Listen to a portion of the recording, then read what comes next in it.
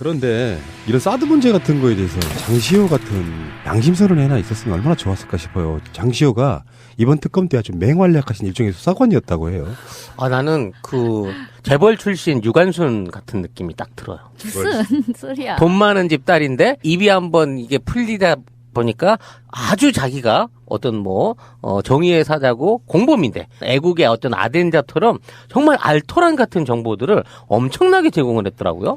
여러 가지가 이야기가 있는데 그저 첫 번째가 이거였어요. 장시호는 최순실이 전화기로 이렇게 버튼 누르잖아요. 그 순서를 기억해가지고 박근혜의 차명폰 뒷자리 4글자를 기억해내서 그렇죠. 그걸 토대로 통화를 500 몇 번인가? 570번 했다는 거로 밝혀낼 정도. 그렇죠. 정말 똑똑하지 않습니까? 왜 이 집안 내에 나름 브레인이라고 그랬잖아요. 그리고 기억력도 굉장히 좋고 그리고 굉장히 살갑게 대하면서 수사에 아주 입에 혀처럼 정말 알토란 같은 정보를 쏙쏙 잘도 얘기를 해준다는 거죠. 근데 이 사람이 민주주의를 위해서 이러겠습니까?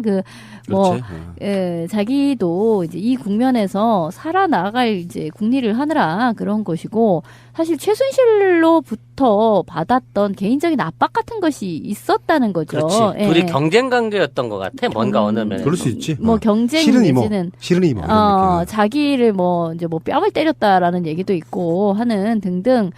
그러니까 그 이모의 유세가 싫고 자기가 그거에 명령을 하달받는 위치에 놓이는 것이 싫었던 사람으로, 원래 조폭 영화 느와르물에 보면 이렇게 누가 누구 등다리에 칼을 꽂는가라는 것을 보면 결국은 이렇게 그냥 별거 아니라고 생각했던 자기 꼬봉의 칼에 항상 등다리를 맞게 되잖아요. 비유가 너무 좋아. 그러니까 그런 거라고 생각이 드는데 참 이 사람은 재밌는 캐릭터이긴 한 것 같아요.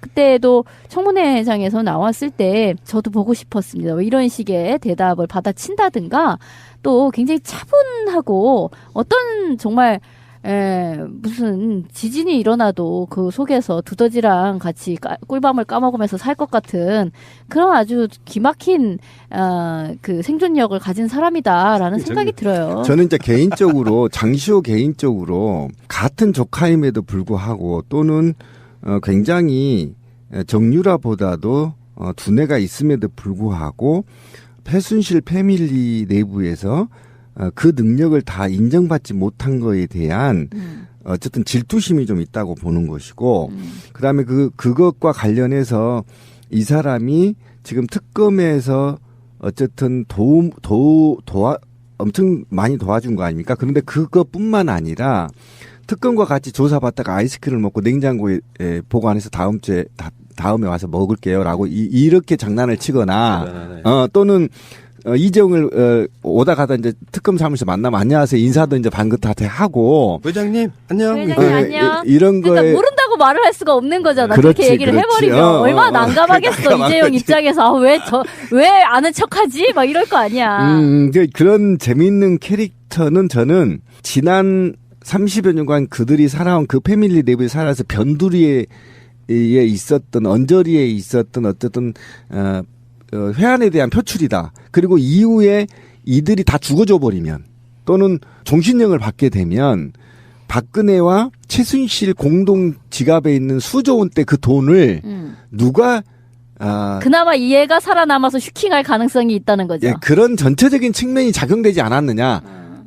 그런 저는 예상을 좀 해서 굉장히 캐릭터가 괜찮은 거죠. 맞아요. 왜냐면 얘는 굉장히 치밀한 인간인 거야. 왜냐면 안 알려주려고 했던 거 아니야. 직접적으로 번호를 안 알려주려고 했을 때 번호를 투고 외운 거고, 얘가 뽑아냈다는 서류나 이런 것들이 웬만한 집착이나 작정을 하지 않고는, 심지어 들고 다니는 2천만 원짜리 가방 안에서 그 서류를 뺏어가지고 도찰을 한 것도 주변 사람들이 말리는데도 불구하고 그런 스파이 같은 짓을 하면서 이 언젠간 나이가 이게 크게 쓸 일 있을 거야라는 보험용으로 키핑을 해놓고 대비를 했다는 거야. 그러니까 얘는 언젠가 일 터진다.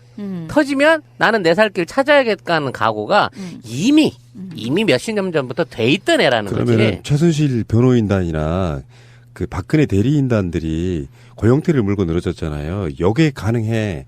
우리 장시호가 최순실을 엮기 위해서, 심지어 이거 있잖아. 최순실이 민정수석실에서 보낸 인사 파일을 검토하는 걸 봤다. 그거 인사 파일 내가 사진으로 찍어뒀다. 그래가지고 컴퓨터 복원해가지고 그걸 찾아내는 거예요. 그렇죠. 그러니까 장시호의 음모로 지금 박근혜 탄핵이 시작된 거라고 말할 수 있는 거예요. 고영태보다 너무, 장시호가- 너무 치밀해. 그래서 그 변희재가 장시호를 고발하겠다고 한 겁니다. 뭐 급하게 이모 짐을 쌌는데 그 안에 제2의 태블릿 PC가 있다. 이제 이런 거를 기억을 해낸다든지 하여튼 뭐 열일하고 있는 거죠, 그러니까 이 사람이. 그 국회 청문회를 가보면요, 굉장히 청문회장이 엄숙합니다. 그리고 대한민국에 배울 만큼 배우고 날고 긴다는 놈들, 또는 말로는 먹고 누구한테 안 진다는 놈들이 열 몇 명이 앉아 있는데, 그 청문회 나가보면 굉장히 쫄리거든요, 처음에는. 근데 거기 가서 안민석 의원이 얘기하니까 저도 보고 싶었습니다. 이렇게 웃으면서 얘기할 수 있다는 건 내공이 굉장히 강하다는 사람이에요. 굉장히 준비돼 있거든요. 쉽지 않은 인간인 거지, 사실. 오히려 내공이 강해서 준비됐다. 내가 얼마를 샀든 그 이후에는 내가 내 세상 한번 만들어 볼게. 또는 내가 지금 너희들이 모르고 있는 그 재화를 내가 한번 독차지할 거야. 이런 의지 없이는 이런 말이 나올 수가 없어요. 그러니까 왠지 얘가 제왕의 반지를 숨겨서 갖고 있는 듯한, 제왕의 반지를 쥐고 있다가, 자, 요거 다 지나가고 나면, 나 지금 걸룸으로 보이지? 하다가, 순간적으로 그 반지 끼겠다. 라는 어떤 그런 욕심이 있는 게 아닌가. 그래서 어떻게든 저쪽에다 다 몰아 넣어가지고, 제가 그냥 다 뒤집어 쓰고, 종신이 됐든 뭐든지 그냥 훅 가세요, 이모는. 그리고 저 삼성동 이모도 같이 가세요. 대신 나머지는 내가 잘 관리해드릴게. 응? 이런 거지. 근데 뒤에 그 의도는 일단 빼고 이야기해야 순수해 보이는데. 그러니까, 어떻게 걔를 순수하다고 볼 수가 있어? 아니 근데 모양새는 그런 느낌이잖아. 그렇죠. 한편이었던 자기 부하가 보스를 칼로 찌르면서 가십시오. 제가 제대로 보내드리겠습니다. 딱 그 느낌이라서 사실은 그 속에 들어있는 비수는 어떤 의도 때문인지는 모르지만 굉장히 무서운 건데 결론적으로 말하면 장시 없었으면 수사 못할 뻔했다. 그렇죠. 그러니까 웃선을 담글 때 목적이 뭐 있어? 내가 1인자 되는 거지. 이렇게 적극적인 피의자는요, 법정에서 고려가 됩니다. 그래서 굉장히 형량이 짧아요. 근데 뭐 원래 폴리 바기에닝이라고 하잖아요. 그 제도는 우리나라에는 없는데 그래도 어쨌든 참작은 되지. 예, 수사에 적극적으로 이렇게 협조를 한 사람은 좀 약간 매우 죄를 반성하고 있다. 검찰이 어. 공소장에서부터 봐주는 듯한 뉘앙스로 이야기를 그렇죠. 하죠. 그럼요. 예, 좀 네. 까줄 수 있는 거지 사실. 어쨌든 그런데 이 사람은 처음에는 이 사람이 수감 생활을 너무 잘한다는 거야. 체질이네. 교도관에게도 언니 그러면서 살갑게 대하고 특검 수사 받으면서도 그러니까 뭐 우울해하지를 않는다. 그래서 참 정말 대단한 정신 세계를 가졌구나라고 생각을 했는데 그게 아니라 이 사람은 이것을 인생 최대의 기회라고 생각을 하는 것 같아요. 제가 봐도 기회죠. 그렇잖아요. 다 연루된 지금 13명인데 이후에 나만 살아남을 겸. 네, 이후에 특검법이나 기타 법이 또 박근혜가 구속이 될 경우에는 사실상 그 패밀리에서 맹주로 자리 잡을 수 있고 또 구속된 자들이 그래 너라도 내가 잡고 우리 정유라를 좀 보필해야 되겠다. 그러면 이제 어느 정도 쇼부가 들어오겠죠. 그렇게 되면 정유라 좀 봐달라. 뭐 이렇게 이제 쇼부가 들어가기 때문에 어차피 자기가 그 위치를 차지하기 위한 중원을 차지하기 위한 교두부를 확보하고 있다 이렇게 보면 되는 겁니다. 그러니까 느와르모를 만들려면 이제 장시호를 주인공으로 느와르모를 그렇지, 하나 그렇지. 만들어야 되는 거야. 그리고 캐릭터가 그동안에 그렇게 특혜를 누리면서 산 아이치고는 굉장히 긍정적이고 또 적응력도 빠르고 적응력도 강한 이유는 내면에 뭔가 꿈이 있어야 그런 희망이 있어야 그런 게 나오거든요. 네. 근데 와 내가 빵간에서 어떻게 밥을 처먹고 살지 몇 년일까? 10년 살까 5년 살까 이러고 있으면 우울해서 그렇게 될 수가 없어요. 그렇죠. 유치장에 며칠만 있어도 답답한데. 그렇지. 자존감이 막 무너지고. 그럼요. 굉장히 이럴 화장실도 텐데. 이 목까지 다 보이는 데 쌓아야 되고 어. 이런 상황에서 이렇게 즐거울 수가 없거든요. 난 꿈이 있다고. 그래서 그 꿈을 향해 지금 고통을 감내하는 거다. 그렇죠. 이렇게 보시면 되는 거죠. 근데 어쨌든 장시호 때문에 굉장히 특검이 탄력을 받았고 굉장히 저는 괜찮은 캐릭터다. 변희재 고소고발과 관련해서 잘 극복하길 오히려.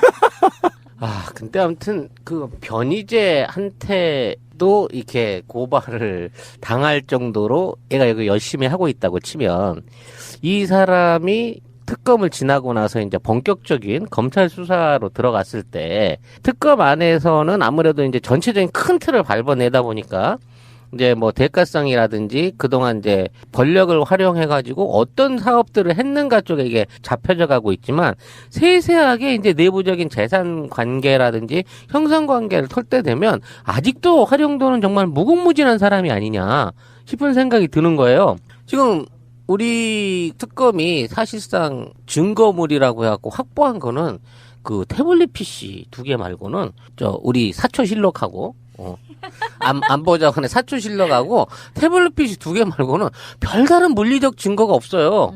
제일 맛깔스러운 증거는 청와대 서버는 지금 건드려보지도 못하고 있잖아.